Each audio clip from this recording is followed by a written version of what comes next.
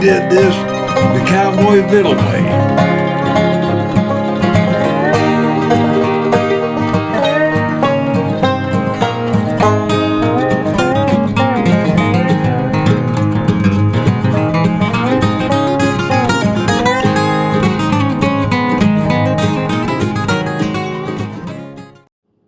Welcome back to another day in the house of Cowboy Vittles, a place that you can explore your taste buds, learn some new recipes, that you don't have to buy all that nonsense out of the stores at higher prices as they rise.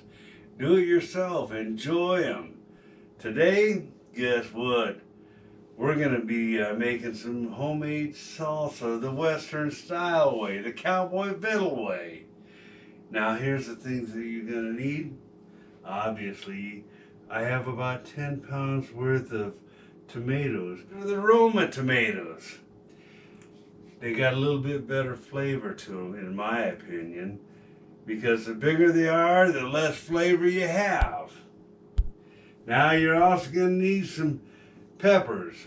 These are jalapenos, and we like them. Though we have to take out some of the stems and seeds.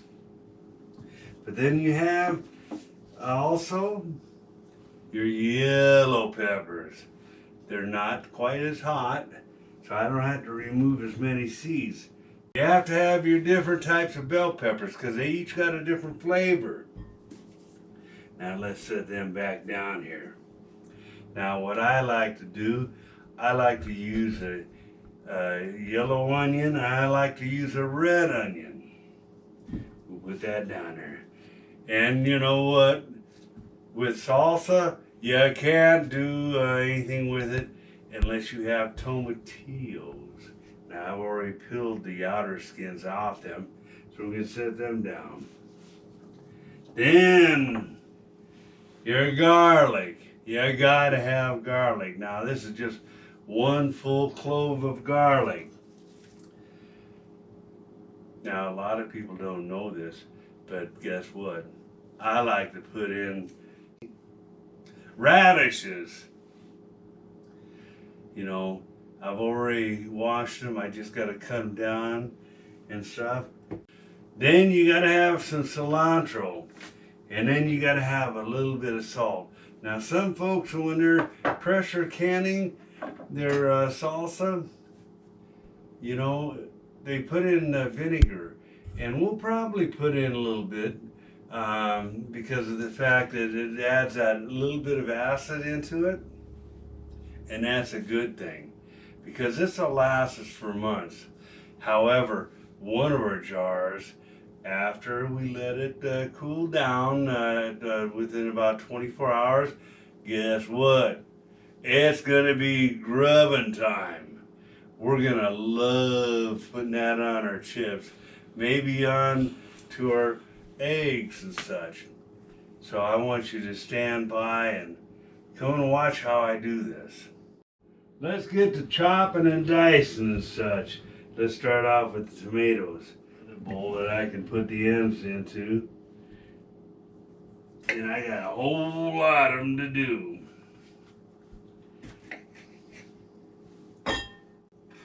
Alright, there's the first. Ooh, I'm seeing a whole lot more. Probably at least 15 pounds worth more. I guess I'm going to have a busy morning. Now what we're going to do first, we're going to go ahead and slice down another onion. We've already put a yellow onion in there. Now, I don't need a whole lot of lime in my salsa, so I just got two small ones that I'm going to cut up and I'm going to squeeze the juice into. Let's put them down over there. Now, come on over here and take a look at this. We've already cut up most of our tomatoes. That looks good. And what we're going to do after we get this done, we're going to add in some V8 juice. And some people will actually add in tomato paste. Some people will actually add in just tomato juice. I like V8. And we're going to add that into this pot because we're gonna cook all this up for about 25 minutes. Our tomatoes are in our pan.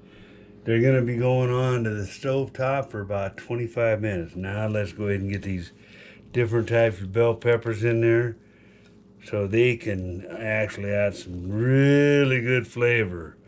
Now our tomatillos, they're gonna go into the mix as well. Put that down. Let's throw up some radish. And I know a lot of folks ain't never heard of radish in their salsa before, but guess what? I tried that about 20 years ago and it was awful good. Now let's get our garlic. Now, let's get all the rest of the ingredients in here. We're gonna need them all. Oh boy, I'm looking forward to all this.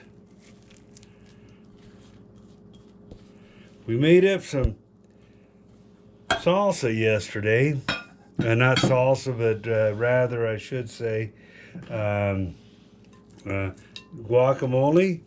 Ooh, and it's good with chips and everything else. Now let's get that out of the way. Now remember I told you I put about 1.5 to 2 tablespoons of salt in it. There we go. Now, there is one last thing that we have to do, because we need a little bit of acid in our food. Let me set this off to the side, and you know what, by golly, I forgot my knife, or actually, I have my ulu, I can do that.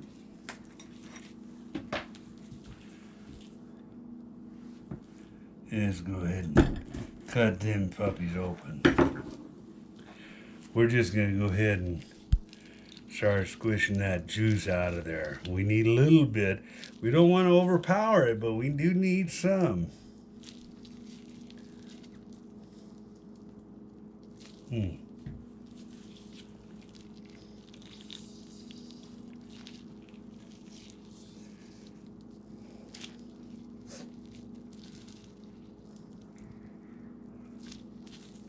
There we go. Got that one.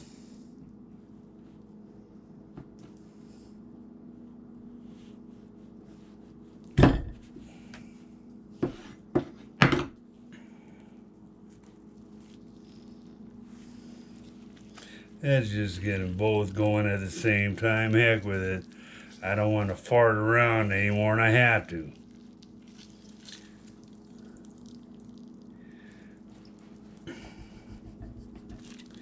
Now there is one last thing, and I don't need a whole heck of a lot. I like to use V8 in a lot of my soups and stews and things like that. So I've got about 1/3 of a jug here, and we're gonna add that right on in. Don't need a ton of it because them tomatoes are gonna cook down nice.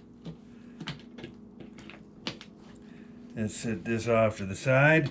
I tell you what, come back and join me in about 25 or 30 minutes as it cooks down, because we're going to put this on the stove top for about 25 minutes before we put these things into jars. She's on the stove top now. I can go ahead and start stirring it up. I've got it set on high for the moment.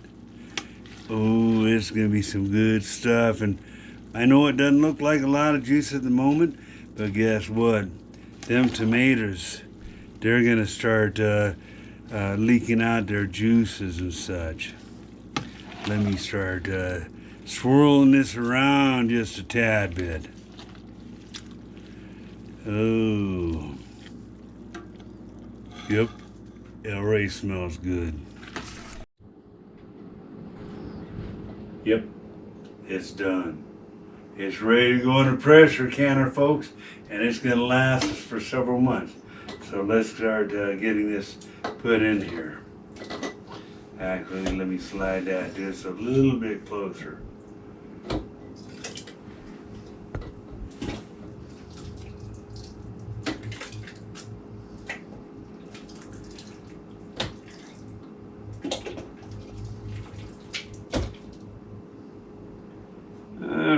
think that's about enough for that one for the moment. Now let's start getting the next jar going.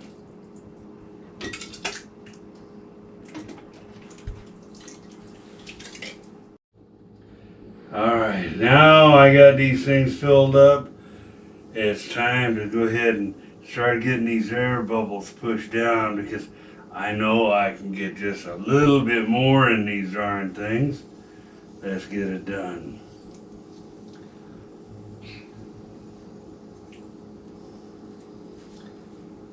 That one, I don't know if I can get much more into it.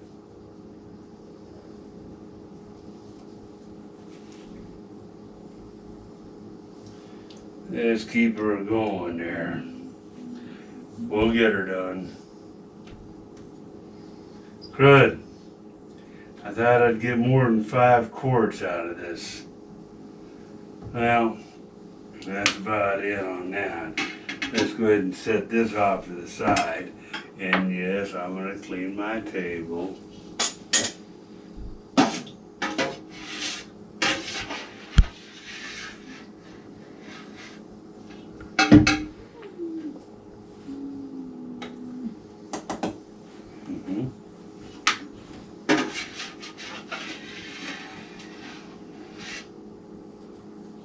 And I want to use as much of this as I can.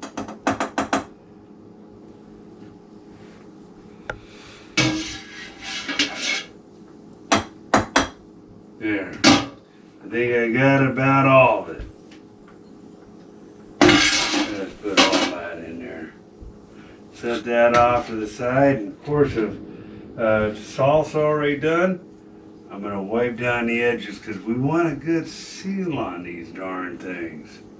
And then I'm going to put them into the pressure canner for about, maybe 10 or 15 minutes. But what you want to do, depending on your elevation, you want to look at the FDA guidelines as far as how long you should keep them in there. Now for here in Colorado, at my elevation, I think maybe 15 minutes is going to be plenty fine. You know, I've never had a problem with it above that. Now let's throw that down here. Go ahead and put these ball caps on here.